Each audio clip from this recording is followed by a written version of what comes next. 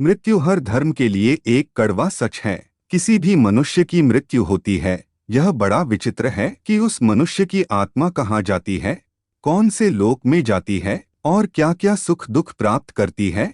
ऐसे ही बहुत सारी वीडियो यूट्यूब पर देखी होंगी। यह वीडियो देखने के बाद कोई भी वीडियो शेष नहीं रह जाएगी। आज हम आपको बताएंगे मृत्यु के बाद क्या होता है। मृत्यु के बाद मनुष्य के साथ सबसे पहले एक पापी इंसान के शरीर से आत्मा को निकाला जाता है। यह बहुत दर्द होता है। इस समय मनुष्य का अपने शरीर से आत्मा खो जाता है। वह मनुष्य के शरीर से आत्मा को नहीं छोड़ना चाहता, लेकिन यमदूत द्वारा उसके शरीर से आत्मा को जबरदस्ती निकाला जाता है, जो कि बहुत पीड़ा में होता है। उसके बाद वह आत्मा अपने मृत शरीर को देखकर बहुत हैरान हो जाते हैं और उसकी आंखों के सामने अपने जीवन भर के कर्म शुरू हो जाती है। उसके बाद उस आत्मा को यह एहसास होता है कि जो मुझे करना चाहिए था वह मैंने किया कि नहीं। उसके बाद यमदूत उसको कस के पकड़ लेते हैं और अपने लोक की तरफ आगे बढ़ जाते हैं। उसके बाद आत्मा यमदूत से छूटने का प्रयास करती है। चाबुक द्वारा उसको कस के पकड़ लिया जाता है और अपने लोक की तरफ ले जाया जाता है। इसके विपरीत जो भी मनुष्य भक्ति करता है और अच्छे कर्म करता है, उसके लिए घुड़सवार आता है और उसकी सवारी आती है, जिस पर बैठकर अपने लोक की तरफ आगे बढ़ता है, जिसको शरीर छोड़ते समय ना तो कोई पीड़ा होती है और ना ही कोई दर्द होता है। इस अवस्था में मनुष्य बहुत ही आसानी से बिना किसी कष्ट के शरीर छोड़ देता है।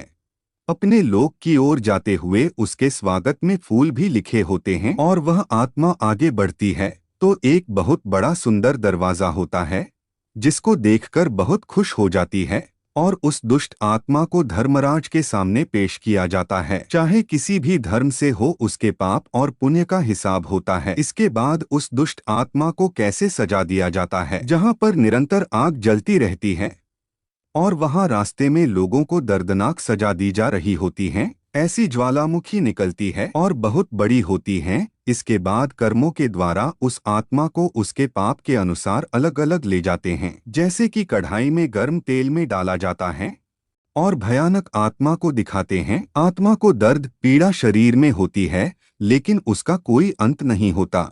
आत्मा बहुत चिल्लाती है, मगर कोई सुनने वाला नहीं होता। इसके बाद पाप के अनुसार अलग अलग से दी जाती हैं और अच्छी आत्मा एक ऐसे रास्ते से जाती है जो फूलों से बना हुआ होता है और जहां एक बहुत भव्य दरवाजा होता है और इसके बाद वहां उसको अपने परमात्मा के दर्शन होते हैं और वह आत्मा वहीं पर पृथ्वी लोक पर किए गए कर्मों और रिश्तों संबंधों को भूल जाती है और अपने परमात्मा की ओर बढ़ जाती है और अपने परमात्मा में खो जाती है।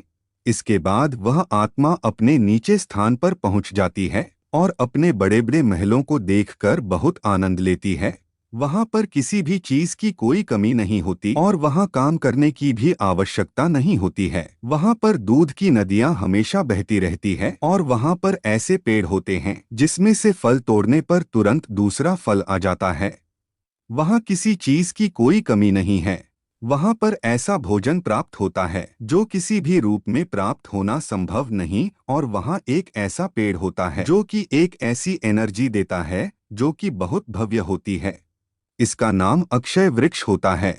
इसके विपरीत दुष्ट आत्मा सभी कर्मों को भोग कर धर्मराज के पास जा रही होती है और इसी बीच की आत्माएं साइड में खाना खा रही होती है। दुष्ट आत्मा भूखी प्यासी होती है, लेकिन उसको कुछ भी प्राप्त नहीं होता है और यमराज द्वारा उसके किए हुए कर्मों के आधार पर उसको पृथ्वी लोक पर 84 लाख योनियों में दिया जाता है। दोस्तों, इस वीडियो को पूरा देखें। अगर आप आध्यात्मिक विचार रखते हैं तो कमेंट में हमें ज़रूर बताइएगा और ऐसी जानकारी के लिए हमारे चैनल को सब्सक्राइब करें। इस वीडियो को फेसबुक, व्हाट्सएप पर शेयर करें। मिलते हैं अगले वीडियो में। धन्यवाद।